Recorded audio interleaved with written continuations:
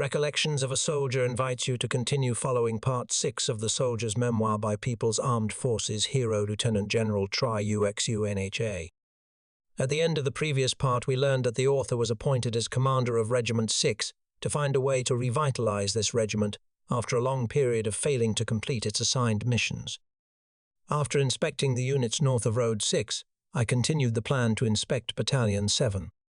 Before we step back into the smoke and fire of the battlefield to relive these unforgettable memories, please take a moment to subscribe and turn on notifications. Your support helps ensure that the sacrifices and the youth of these soldiers are never forgotten.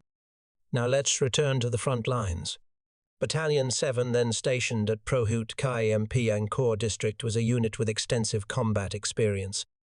The battalion command at that time included Battalion Commander In Suen Yihung, who was on leave, Deputy Battalion Political Officer IT, and Deputy Battalion Commander for Military Affairs Ho En.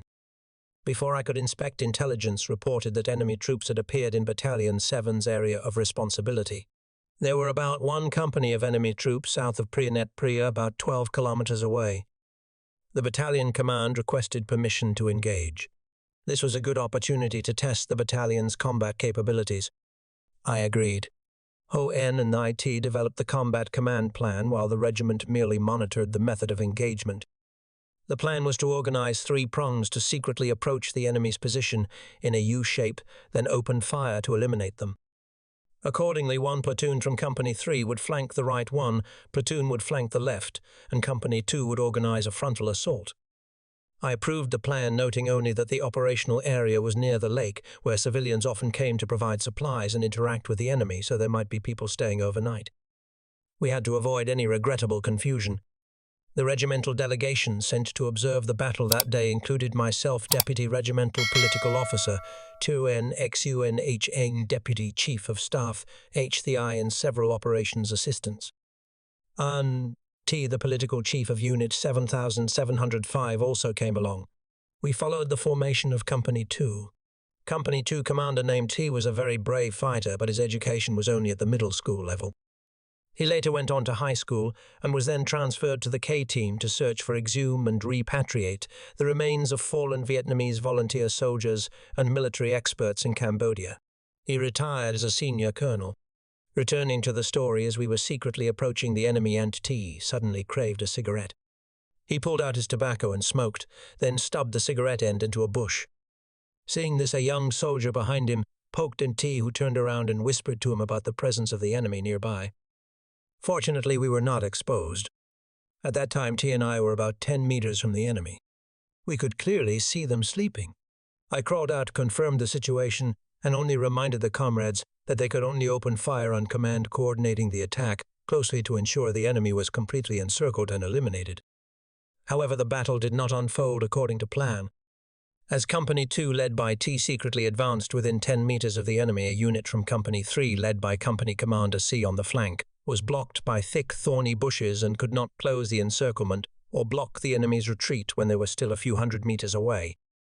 Before we could open fire, an enemy soldier who went to urinate suddenly spotted Vietnamese soldiers approaching. He immediately ran away and the fighting began. The battle concluded in less than 10 minutes. Because the 2 flanking wings failed to encircle and block the retreat, many enemy troops escaped. Some hid in the thick water hyacinths in the lake, but I did not allow my men to fire for fear of stray bullets hitting civilians. As a result, Battalion 7 eliminated 7 enemy soldiers, captured more than 20 rifles and 6 2-watt radio communication sets. We distributed 4 of these radio sets to the battalions and submitted 2 to the Military Intelligence Department for technical eavesdropping. In exchange, we received 3 walkie-talkies for the 3 battalions to listen to news. Although the combat efficiency was not high, Battalion 7's sweep operation was extremely important. After that, enemy ambushes south of Road 6 were virtually non-existent. A year after the regiment conducted the sweep operation south of the lake, we discovered an enemy base with more than 10 backpacks and weapons heavily covered in dust, suggesting the enemy had abandoned this base long ago. Returning to the regimental headquarters, I discussed with Deputy Chief of Staff the need to research ways to effectively engage the enemy in the regiment's area of responsibility. The enemy had about 7,000 to 8,000 troops, not counting those embedded in the civilian population. Notably, Pol Pot Division 912 operated extensively, constantly ambushing Siem Reap Airport and on transportation routes. Some regiments and battalions of the FUNCI Fonsenpek and Khmer Rouge CGDK forces stationed in the area had a good grasp of our situation. It seemed the enemy knew our march and sweep schedules in advance. When we attacked, they retreated. When we stopped, they harassed. When we withdrew, they attacked. Facing this situation to effectively engage the enemy after inspecting the actual area and having many discussions with the regimental command and the units, I thought it was necessary to organize an ambush formation in multiple layers like steps with a distance of about 50 meters between positions. A squad would be positioned behind the enemy to block them. The enemy would run wherever we wanted them to go, straight into the area where the blocking squad had set up an ambush. When organizing an attack, the combat formation at battalion or regimental level would maneuver in a U shape with two external prongs advancing on both sides. Before encountering the enemy, they would open fire and attack, and the two flanking wings would immediately maneuver to block the enemy's retreat, while the main unit in the center would spread out and attack using a trawling method, or harrowing as people in my hometown harrow the rice fields. During the sweep operation, we would organize the force to hold positions for many days, cutting off water sources and logistics corridors, forcing the enemy to expose themselves. The terrain in the regiment's operational area was very complex, with various types of forests from low bushes to old-growth forests and thorny thickets. I thought it was necessary to provide supplementary training to the units on reconnaissance techniques and forest cutting skills to ensure secrecy. Radio communication had to be restricted. When mobilizing forces for a sweep, only one mortar shell needed to be fired into an empty field as a signal for the units to immediately turn on their radios to receive their mission. They would march to a predetermined point, and only there would the combat mission be announced. In early March of 1987, the Regimental Party Committee held an enlarged meeting to discuss consolidating the unit and improving combat efficiency. The conference had a lively discussion. Many opinions suggested that, besides the vast majority of cadres and soldiers who were ready to accept missions and enthusiastically fight the regiment, still had many problems to overcome. For example, spreading the formation too thin to hold the ground created a reliance on the Vietnamese armed units stationed in the area. The number of soldiers remaining in the rear base was unnecessarily large. Some places had more than 5 people. The relationship between the regimental staff and the combat units, and between the rear base and the front-line positions, lacked cohesion and close coordination. Drunkenness, internal disunity, and disciplinary violations occurred in many places. The conference decided to reposition the units so that the Vietnamese armed units could independently take on the responsibility of securing the area. The regiment would dissolve the rear base components and concentrate forces for rapid combat maneuverability. When the enemy was detected, the unit had to be quickly organized to eliminate them. We strived to ensure that the entire regiment could be mobilized within 30 minutes of the combat order being issued. Logistics and medical support were reorganized to best serve the combat units. For each battle, the staff agencies would send envoys to participate depending on the characteristics of the battle. They would then return to the regiment to adjust the staff's working methods to align with reality. Regarding the method of engagement, the conference approved the content I had discussed and agreed upon with Ainch Thi and the comrades in the regimental command, boldly organizing deep penetration forces to encircle and net the enemy, then using frontal assault forces to sweep and drive the enemy into the area where we had set up an ambush for elimination. The conference also proposed measures to rectify and improve the efficiency of unit management, consolidate the ranks of cadres in the combat units, manage discipline, promptly address the legitimate aspirations of the cadres and soldiers, and implement commendation and strict discipline. After the enlarged meeting of the Regimental Party Committee, Deputy Regimental Political Officer TNXUNNH drafted a text calling on all cadres, party members, and youth union members in the regiment to make the highest effort to successfully carry out the assigned mission. My problem at that time was how to pinpoint the enemy. The Front Military Intelligence Department had very accurate information about the enemy, combining technical reconnaissance with intelligence reports. But when the information was passed down to the regiment, the comrades would arrive and the enemy would have already left. I figured out a way. I had to immediately send a radio team to be stationed at the Front Military Intelligence Department. When there was information about the enemy related to Regiment 6's operational area, they would immediately report to me. On the other hand, I found ways to gather information from the population building civilian bases, so they would report to the regiment when the enemy appeared. I like raising fighting cocks. At the regimental headquarters I raised a few cocks. Nearby in Fundonsovan there was a man named V, who specialized in slaughtering and selling pork to the locals in the regiment's area. He slaughtered a pig and brought it in to sell every 3 days. His house was large and spacious. Many of our cadres who came to work stayed there overnight. The Pol Pot commanders also often stayed there. I remember in 1984, when I was still at the front military intelligence department, our technical radio unit intercepted a message from Pol Pot Division 912 Commander to Deputy Division Commander T, asking T to go to Mr. V's house to retrieve an antenna that the division commander had forgotten on the roof after staying the night. Mr. V also enjoyed raising fighting cocks. Occasionally he sent me a few slices of pork heart and liver as a gift. One day his wife told me, "My husband really likes your fighting cocks." I knew he gave me the pork as a hint for the cocks. I told his wife if he wants the big rooster, I'll give him one. If he wants laying hens, wait until the next brood grows up a bit, and I'll give him a pair, both a rooster and a hen, to raise. The wife went back and told her husband. The husband came over to meet me and said, "I'll take both the rooster and the hen." From then on, I occasionally went to his house to visit. One day, finding a convenient moment, I asked him, "Tell me the truth. I never think you are a lackey for the Pol Pot forces, but do you often meet the enemy troops?" Mr. V immediately replied, "I do."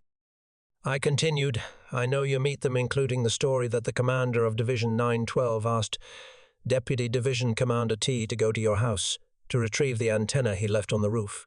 They might even encourage you to gather intelligence about the Revolutionary Army." Mr. V's face changed color when he heard this. I continued, "But don't worry. I don't hold a grudge about what I just mentioned. Now I only ask you one thing: if you see them return, please report to me how many of them there are, what clothes they are wearing, whether their clothes are new or old, whether their backpacks are full or empty, and which direction they are heading. That's all." And since then Mr. V reported to me fully on the movement of the enemy, especially the Pol Pot and Khmer Rouge soldiers. He reported very accurately. He didn't report on the Royalist FUNCI forces, or if he did, the information was usually inaccurate. When he mentioned the clothes, I knew which soldier it was. A full backpack meant they had just returned from the border, an empty one meant they were heading out from the interior. Knowing the direction they were going allowed me to guess what the enemy was doing. It was through these sources that I gained a good grasp of the enemy. I gave Mr. V and some other cadres in other FUMs and communes many fighting cocks. To encourage the unit's fighting spirit, I discussed with Chang launching an emulation movement to kill the enemy with concrete rewards of leave and material goods. If any cadre or soldier eliminated 3 enemy soldiers and captured 3 or more weapons in a single battle, they would be granted leave, and the regimental command would send a letter to their locality and family announcing their achievement.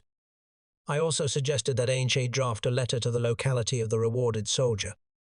The content of the letter was as follows: "Dear People's Committee, Comrade Nguy in VNA is currently performing international duties in Cambodia.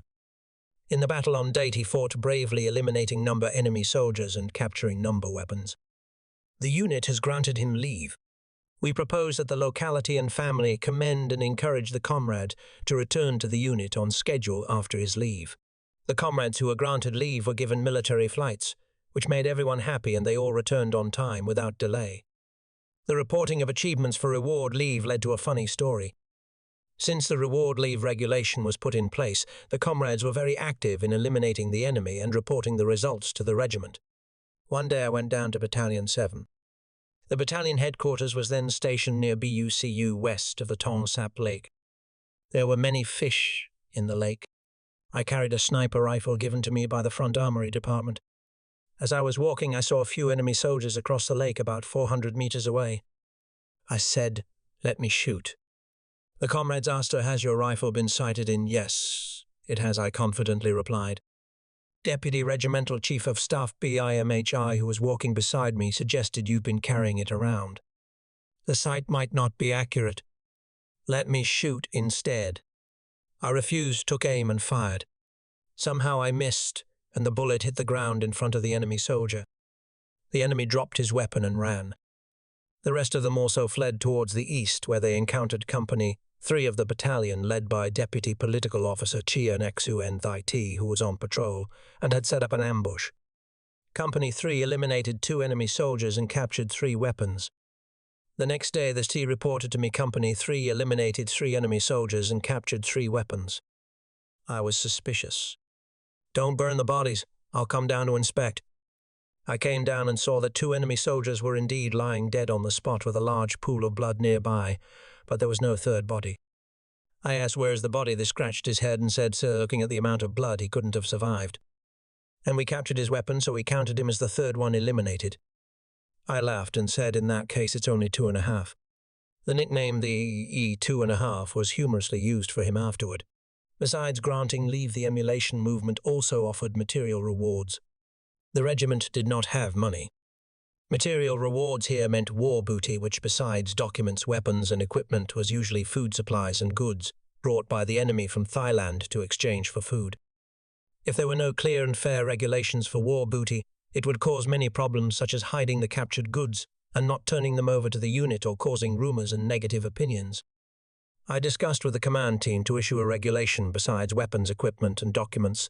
The regiment would not confiscate the war booty. Everything was communal property because everyone contributed. The total captured goods would be divided into 5 parts, 1 part for the person who directly captured it, 1 part for the fallen and wounded soldiers in that battle, 1 part for the platoon, 1 part for the company, and 1 part for the battalion, mainly to supplement the soldiers' meals. By doing this, the captors did not need to hide anything. Any captured enemy radio communication sets or cameras that were still usable were sent by NHN to the Front Military Intelligence Department to be exchanged. If it was a large radio, they would exchange it for a cassette player. If it was a small radio, they would exchange it for a high-quality 2-battery Viatronics radio. The Military Intelligence Department agreed to exchange. We distributed these radios to the companies to listen to news and music, replacing the old Orion radios. I did these things in a very fair, democratic, and practical manner, and the situation of disciplinary violations regarding the hoarding of war booty ceased. After finding ways to enhance the unit's combat power, we focused on consolidating logistics and improving the cadres' living conditions. When I took over the command regiment, 6 had no funds. One day the secretary of the Siam Reap Provincial Party Committee, named Nem Sundara, came to visit the unit. He expressed his wish for Vietnamese troops to protect the fishermen on the Ton Sap Lake as they were constantly harassed by Pol Pot forces who demanded money and fish. I reported the request to the commander of Unit 7705. The commander of Unit 7705 permitted the regiment to organize a detachment to protect the civilians and combine this with gathering intelligence on the enemy. I discussed this with the command team and formed a team to protect the fishermen on the Ton Sap Lake. Ain Chain directed the selection of cadres and soldiers with strict discipline and weaker health to join this team. The team's mission was to prevent the enemy from coming to extort taxes, force recruitment, and harass the population. Thanks to the protection of the Vietnamese troops, the Pol Pot forces no longer dared to harass the fishermen who could now produce safely. On some days when they caught a lot of fish, they would give a portion to the unit. With this source of fish regiment, 6 relieved some of its food difficulties and gained some funds to buy cows and breeding pigs, as well as sports equipment and musical instruments for cultural and physical activities for the soldiers. Along with focusing on improving the regiment's combat power, I discussed with the command team the need to enhance the awareness of adhering to military discipline and international civilian mobilization discipline. We started with strictly enforcing the commander of the front's directive on not drinking alcohol. First and foremost, I and the regimental command had to set an example. Although we constantly had to receive Cambodian cadres, I resolutely refused to drink alcohol. Some battalion cadres initially did not strictly comply. When I discovered they were drinking, I brought it up for candid criticism at the regimental briefing meeting. Since then, the regimental cadres all strictly complied. The example set by the regimental command and the battalion commanders gradually spread to all units. By the end of 1987, Regiment 6 was assessed as the unit with the best compliance with the Alcohol Prohibition Directive in Front 479. Unity in leadership and command and the responsibility of the cadres gradually improved. The organization of studies and training in the units was rigorous. The soldiers' daily activities followed a relatively orderly routine. The emulation movement linked with material and spiritual rewards, strongly promoted the fighting spirit and the sense of responsibility of all cadres and soldiers in the regiment for building the unit. In the first 6 months of 1987, a lone regiment, 6 organized more than 10 ambushes combined with sweep operations eliminating many enemy soldiers and capturing many weapons and equipment from the Pol Pot forces. 10 cadres and soldiers were granted leave and the regiment sent letters to their localities and families announcing their achievements. At the Military Political Conference of Front 479, Ancient Guyan HN DUHC Deputy Chief of Staff of the front reported on Regiment 6's achievements in eliminating the enemy in the first 6 months of 1987. The combat efficiency measured by the number of enemies eliminated was equal to 2.5 divisions. From mid-1987, the Cambodian Revolution made significant progress. The offensive posture both in the interior and on the border was consolidated. The Cambodian armed forces, including the main forces, local forces and militia, matured, remarkably gradually taking over the responsibility of securing their areas. The Front Command's policy at this time was to strongly assist the Cambodian forces and continuously attack the enemy with them, firmly securing and gaining greater control over both the border and interior areas, driving the enemy into a passive position from which they could not recover. In Regiment 6's area of operation, the sweep and attack campaigns were always coordinated with the local Cambodian armed forces. On April 10th, Battalion 7 and Battalion 9 coordinated with the militia of SDM and Sareng communes to sweep the enemy forces hiding in the east of Phum Snow, eliminating 7 enemy soldiers, capturing 6 rifles, 1 map and 1 compass. Our forces were safe. On April 20th, Battalion 7 and Battalion 8, along with the militia of the Sayen commune, encircled and eliminated the base of Regiment 51 in the northeast of Phum Ta Phauk, eliminating 26 enemy soldiers, capturing 15 various rifles. Company 13 of Battalion 9 organized an ambush to block the enemy's retreat, eliminating 3 enemy soldiers and capturing 5 rifles. On May 12th, Battalion 7 and Battalion 8 coordinated with the militia of SAN commune to maneuver and surround the enemy operating at KMPNG Voir, eliminating 25 enemy soldiers and capturing 12 rifles. By May 26th, the regiment's sweep force, along with the militia of ASAN commune, attacked the enemy in the west of Sra KMP Moi, eliminating 12 enemy soldiers, capturing 10 rifles, 3 60mm mortar base plates, and 1 compass. Subsequently, from June to October of 87, the regiment conducted 4 successful encirclement and attack battles against the enemy, achieving high combat efficiency. The unit's casualties were very low. I was almost never at the regimental headquarters, but went down to the units to directly participate in combat. Once I went with Battalion 9 on a sweep operation in Varan. Accompanying us were the secretary, the chairman, and the district commander of Varan district. At night we maneuvered using the combat formation that had been practiced, cutting through the forest instead of following roads. Near dawn, when the unit maneuvered to the southwest of Varin, we suddenly encountered an enemy squad sleeping without a sentry. Startled, they woke up and asked us, "Which unit are you?" Our comrades immediately recognized them as Pol Pot soldiers and immediately opened fire. The enemy panicked and fled. One soldier, carrying an improved B-41 with a shell in the barrel, desperately ran straight into our position, colliding with the district secretary, who was tightly held by the district commander. The district commander pulled the shell out of the B-41 barrel and captured the soldier alive. Battalion 9 immediately spread out to search and captured a few more rifles, some ammunition, and a few backpacks with food and supplies.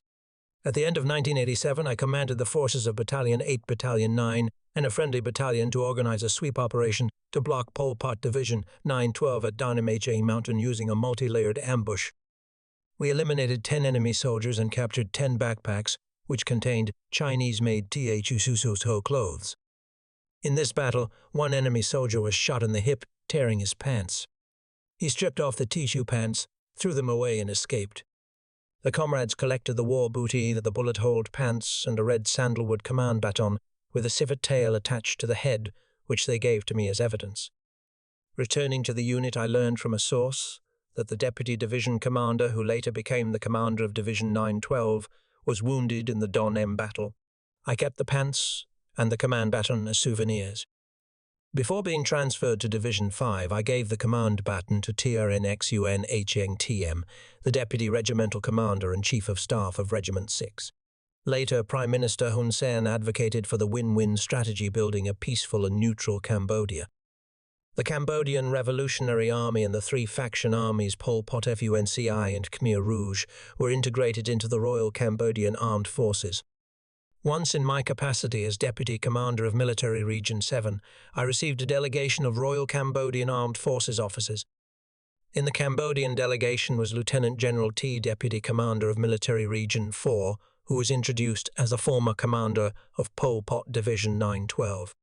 When talking with T, I introduced myself as having previously operated in Siam Reap and having clashed with Division 912 many times. He looked closely at me and asked, "Did you command the battle at Donham in 1987? I answered yes, and asked him, "Were you wounded in that battle?" Lieutenant General T nodded and said I was wounded in the hip. So the owner of the command baton and the THU pants captured as war booty that year was Lieutenant General T. I told him I kept those THU pants for many years. We recounted the memories of the battle speaking in Khmer because T did not speak Vietnamese. I also said at that time I knew the names and temperaments of the commanding cadres of Regiment 6, but I only knew them.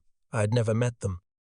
Also during this reception, the Cambodian delegation included Lieutenant General Phan Voyon, commander of Brigade 42 Military Region 4 Royal Cambodian Armed Forces. Mr. Phan Voyon was the former commander of Pol Pot Division 519. I told Mr. Phan Voyon I knew you when you were stationed at BUT Cum north of Height 175. At that time I was working at Reconnaissance Battalion 47 and conducted reconnaissance there. Phan Voyon asked, "Where did you go after that?" I replied, "I transferred to Division 5 as Deputy Division Commander and Chief of Staff." Then Lieutenant General Phan Voyon said, "Then I know you." Back then in combat both sides knew the names of the opposing commanders, we just hadn't met face to face. After that meeting, T and Phan Voyon often sent their regards to me and treated me like a close friend. Once, when they visited Vietnam with a delegation from Military Region 4, the two brought their wives and children, asked permission to visit me at my home, and asked to become sworn brothers. A few years later, T died in a traffic accident. When Phan Voyon's mother passed away, I sent a telegram to offer my condolences. We still keep in touch today. I believe Prime Minister Hun Sen's win-win strategy was a very creative, unique and effective policy. Since then, there have been no more armed conflicts in Cambodia. In early 1988, the regiment was assigned the mission of combat maneuverability in the areas of Phnom Sroc and An Long Veng districts, coordinating with the local armed forces and commune militias to organize sweep operations, ambushes, and block the enemy's logistics corridors. The regiment conducted short regimental-level sweep operations in the Phnom Sroc area, eliminating 35 enemy soldiers, capturing 6 alive and seizing 12 rifles. Battalion 7 and Battalion 9 continuously maneuvered and swept, eliminating many enemy troops and seizing many weapons and equipment in the Ton Sap Lake area. One day, I was informed by MO Battalion Commander of Infantry Battalion 8 that our local source reported an enemy officer named Saroon occasionally sneaked back to visit his mistress in the Phum, where Battalion 8 was stationed in Svave Commune in Long Ven district. Saroon was the commander of Battalion 204 of the FUNCI forces. Upon receiving this information, the regimental command developed a plan to persuade Saroon to bring his forces over to the Cambodian Revolution. I requested some rice and supplies from Ancient Nguyen Than Tiem, the chief of the Front Military Intelligence Department at that time, and instructed Battalion 8's command to give the rice and supplies to Saroon's mistress, while also conducting propaganda to encourage her to persuade Saroon to defect with his forces. After several probing attempts, we arranged a meeting with Saroon to discuss the plan. The meeting place was at a pagoda. Each side would have 3 people and carry no weapons. I, Deputy Regimental Commander HC and Battalion 8 Commander MO, went to the meeting. After listening to my persuasion and my promise to keep their identity secret, Saroon said he would go back and continue persuading his soldiers and requested that the Vietnamese troops not attack the area where Saroon's unit was stationed. I agreed. Later, Saroon, along with some soldiers from Battalion 204, became our intelligence sources. The information provided by Saroon was usually accurate, greatly helping Regiment 6 in its attacks on Pol Pot Division 9-2 and the enemy's logistics convoys from the border into the interior. When I transferred to Division 5 Seyroun along with 3 cadres and 30 soldiers from FUNC, I Battalion 204 defected and returned to the Cambodian Revolutionary Army. Regiment 6 coordinated with the Andong Ven District cadres and the Siem Reap Provincial Police to safely receive them and present them to the Cambodian Revolutionary Government. Given the significant positive changes in the international and domestic situations, the Cambodian People's Revolutionary Party advocated a policy starting in 1988 to strive for gradual self-reliance in leading and commanding the combat movement. By 1989, the Cambodian Revolutionary Forces would be fully capable and ready to independently assume the mission of national defense in all situations, replacing the Vietnamese volunteer troops. To implement the mission of assisting the Cambodian Revolution in 1988 and the subsequent years, the Party Committee of Military Region 7 Command issued a mission and policy the Vietnamese volunteer forces in Cambodia would urgently innovate their organization and assistance methods, rapidly, strongly and decisively transferring the responsibility to the Cambodian forces for self-reliance in all aspects, focusing on maneuverability and readiness to support the Cambodian forces when necessary. The Front 479 Command determined that 88 and 89 were 2 pivotal years. The Front's armed forces would proceed with the transfer of areas so that the Cambodian forces could independently assume the responsibility of securing the areas. On June 18, 1988, Military Expert Group 7705 completed its mission of assisting the Cambodian forces and was ordered to be dissolved. Regiment 6 was transferred directly under the Front 479 Command, continuing its mission of assisting the Cambodian forces in the KMPN core area and maneuvering for combat upon order. In February of 1988, I received a telegram from the Front Cadre Department to return to the headquarters to receive a new mission. In fact, since January of 1988, I had received a provisional decision to be transferred to Infantry Division 5 as Deputy Division Commander and Chief of Staff, signed by Military Region Commander Nguyen N. Minche Chu. In August of 88, I received the official appointment decision for the position of Deputy Division Commander and Chief of Staff of Division 5, signed by Deputy Minister of National Defense Ho Eng Vien Thai. I stayed on to attend the regiment's founding anniversary ceremony, then handed over the work to Deputy Regimental Commander Nate Z and returned to the Front Command headquarters. The decision was issued for me to serve as Deputy Division Commander and Chief of Staff of Infantry Division 5. I should briefly mention that Infantry Division 5 was established during the war against the US and was one of the first division-level main force units of the South Vietnamese Liberation Army, abbreviated as the main force of the region. The division fought and achieved many exceptionally outstanding feats in the battlefields of BRA Long Kachin Ty 9 Kien Tiang Longan and the 3 provinces of northeastern Cambodia. When the Pol Pot genocidal regime launched the invasion of Vietnam, Division 5 marched to the border to fight and protect the country, then went to the friendly country to fulfill its international duty under the Treaty of Peace, Friendship and Cooperation between the People's Revolutionary Council of Kampuchea and the government of the Socialist Republic of Vietnam on February 18, 1979. The division has a glorious tradition, having been twice conferred the title of Hero of the People's Armed Forces, the Ho Chi Minh Order, and many other prestigious awards. The headquarters of Infantry Division 5 was then stationed in S Maung Town, Pria Net Pria District, Battambang Province, later part of Bante Manche Province. However, the garrison areas of the regiments were very widespread. Regiment 4 was stationed in the Phanom Srok District area. Regiment 174 was stationed in Pria Net Pria District, and the farthest were Regiment 8 Border Regiment 689 and Regiment 16 in the border area, nearly 1 day's drive from the headquarters. I went to meet the division command, which included HT NHN PHM Division Commander, LI the HTM Deputy Division Political Officer, and LVNNT Deputy Division Commander for Military Affairs. This was a time when the Vietnamese volunteer forces were preparing to withdraw to Vietnam. The division was tasked with continuing to organize sweep operations against the enemy, blocking and cutting off their infiltration corridors into the interior and gradually handing over the fortified strongholds and outposts on the borderline to the units of the friendly Division 719. We assisted the Cambodian forces in building up the militia to be capable of protecting the Phoms and communes, while also constructing social welfare projects as memorials to the solidarity and friendship between the division and the local authorities and people. We also organized the exhumation of the division's fallen soldiers to be repatriated to Vietnam. After a few days at the division headquarters, I suggested to the command that I wanted to go down to the regiments to learn about the situation and get acquainted with the comrades. First was Regiment 4. The regimental headquarters was stationed in Phum Srok. After working with the regimental command and the staff agencies and visiting the Phum Srok District Party Committee, I went down to the battalions near Regiment 4's garrison area. There was an enemy corridor leading from the border to the interior. My plan was that while assessing the situation, if the enemy was detected, I would immediately command the unit to engage. I reported to Angel of the HTM. He agreed, "You have the experience. Just do what you think is right. If anything comes up, radio back." NMLang and I went down to Regiment 4. Less than a week later, while assessing the situation at Battalion 1, I received an urgent order from the division commander to return to the headquarters. Upon arriving at the headquarters, I was assigned the mission to develop a plan for the defense of Sisophon town and a plan for an offensive if Sisophon town was captured by Pol Pot forces. Since the Vietnamese volunteer units were organizing their withdrawal, this task was quite tricky. I worked with the Deputy Chiefs of Staff Turn XUN 9PHMVN and B, the operations officer, to develop the plan. The work was completed in just over a week.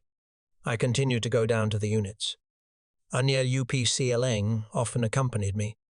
He had combat experience and had recently served as the military region commander's secretary, so he was quite knowledgeable about the situation and could quickly grasp issues. When working with the bases, I often emphasized the question, how can we firmly grasp the enemy so that we can advise the higher command on how to effectively engage them? I discussed in detail the method of clinging to the enemy and how to make accurate and timely assessments, not passively waiting for orders from the higher command, but decisively organizing attacks when the opportunity arose. Most of the comrades were old acquaintances, so it was easy to discuss and exchange ideas. I also frequently presented my views to HL the HTM and Anil UPCLeng. TM was a seasoned political cadre and was very considerate, often sharing the division's challenges with me. Neleng was also very compatible with me. We went down to Regiment 8, then Regiment 16. When we went to Regiment 16, HLU PACLeng and I travelled in a Ural 66 transport truck from the anti-aircraft battalion. The regimental commander was on leave. Deputy Regimental Commander and Chief of Staff Angai NTNTM and Deputy Regimental Commander BIVNH Eng reported that the unit was proceeding with blocking the border corridor and organising the handover of outpost positions to the friendly unit. After listening to the report, I stated my intention. In the near future, the division would launch an attack on the enemy operating in the North KMP Angvoi area and requested Regiment 16 to prepare a force of about 1 battalion to participate in the battle. After that, I intended to take advantage of the afternoon to inspect some units in the Phuc district. Seeing this, Tayem suggested, "Comrades, this is your first time at the regiment. You should rest tonight. Going to the Phuc tomorrow is not too late." We agreed to stay. The Ural 66 truck went to receive supplies as planned. Just a few kilometers after leaving Regiment 16 headquarters, we heard an explosion. The truck was hit by an enemy mine. The mine exploded near the right wheel, right where Anil Eng and I were sitting on the way in. The force of the mine blast blew the seats away. The driver, named Tam, was thrown out of the cab. Fortunately, he only had ringing in his ears and minor scrapes. Inspecting the units, I found that all activities were generally good. The plans set out were always met or exceeded expectations. The morale of the soldiers was high. However, compliance with the front commander's directive on not drinking alcohol was not strict. Some cadres and soldiers were still secretly drinking when the commanding officers were not checking. One day I visited the tank and armoured battalion. It was near noon, close to lunchtime. The comrades were butchering a pig. Seeing me, the company cadre asked, "Where are you from?" Without waiting for my answer, he enthusiastically said, "The unit is butchering a pig. Please stay and have lunch with the company command. We just got a liter of good alcohol." At this point, Battalion Commander Ngai NDNH suddenly appeared. Nate quickly stopped him. "You must be deaf."